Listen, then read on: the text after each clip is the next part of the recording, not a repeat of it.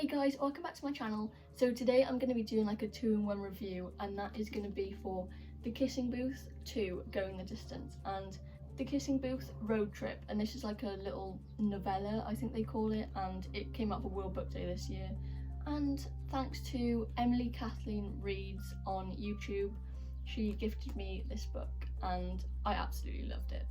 She also told me, and this is a tip for anyone else that's planning on reading these books, the order to read them is The Kissing Booth, The Beach House, which I don't actually think you can buy, I think it might be on like Wattpad or something, then Kissing Booth 2 Going the Distance, and then Road Trip, because I was going to read Road Trip, and if I'd read that I would have completely spoiled the whole of Kissing Booth 2, so make sure you read it in that order. Okay, so The Kissing Booth 2 Going the Distance, I'm so excited for the film, I cannot wait, and it's coming out in, oh my god, what's the date today? It's the 24th, so it's coming out in a month's time, and I can't wait. Like, I actually can't wait. I'm so excited, especially after reading this. Now I know what happens. I'm really looking forward to see what they change in the film versus the book. But the book itself I absolutely loved. Obviously we follow Elle and Lee and Noah in this second book. Obviously it's from Elle's perspective, as the first one was, and I must admit, I think I preferred Elle in the first book than the second book. Like, I absolutely loved the book, but I just found that she was a little bit whiny. I don't know if anybody else found that, but I still absolutely loved her as a character. So we got introduced to a new character, and that is Levi. Now, he moved into the same town they're in from further away. I can't remember where it is, but he moved there and he now goes to their school, and he's sort of now in their friendship group. And obviously, to start with the book, Elle and Noah are still together. He's at Brown.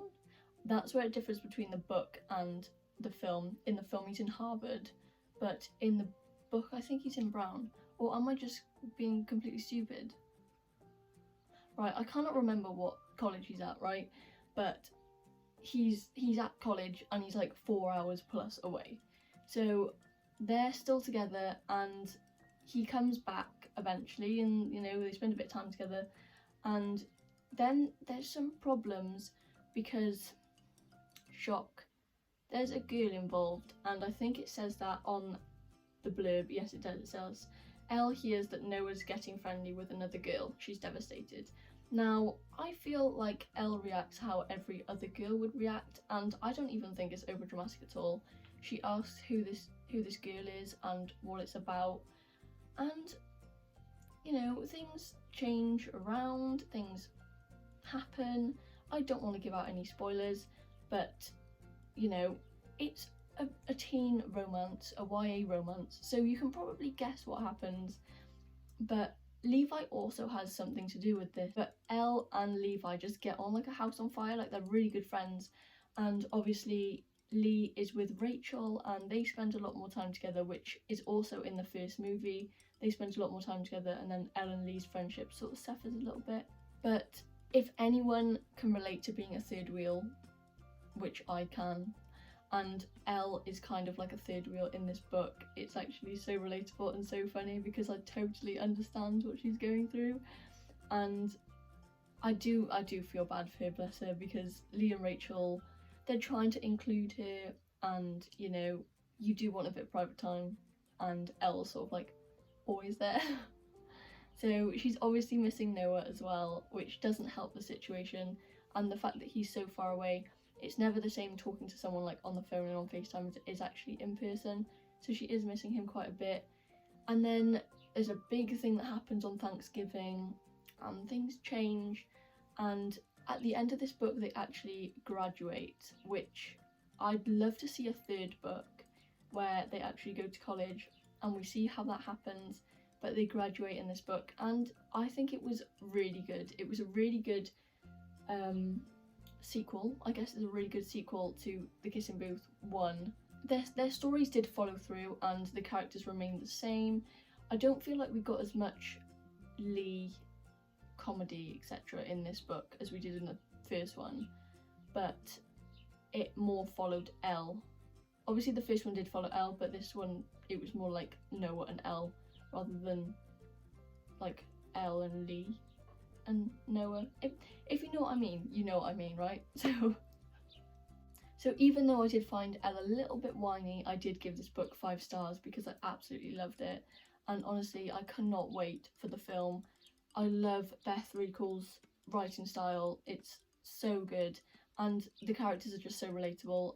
Being a third wheel, I get it, you know. Okay, so on to The Kissing Booth road trip.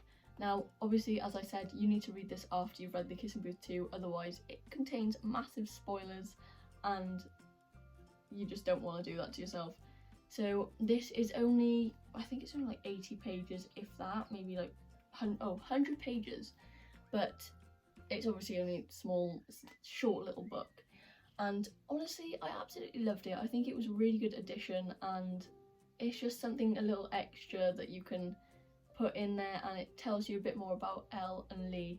Now, in this book, as it says road trip, they go on a road trip to go and see Noah, and while he's in university, and they were meant to go by plane, but they hadn't booked the tickets, and they found out that Lee couldn't actually drive where Noah is, and I can't remember where Noah is, but he can't drive there, so the only way they can take a car is if they drive the car there.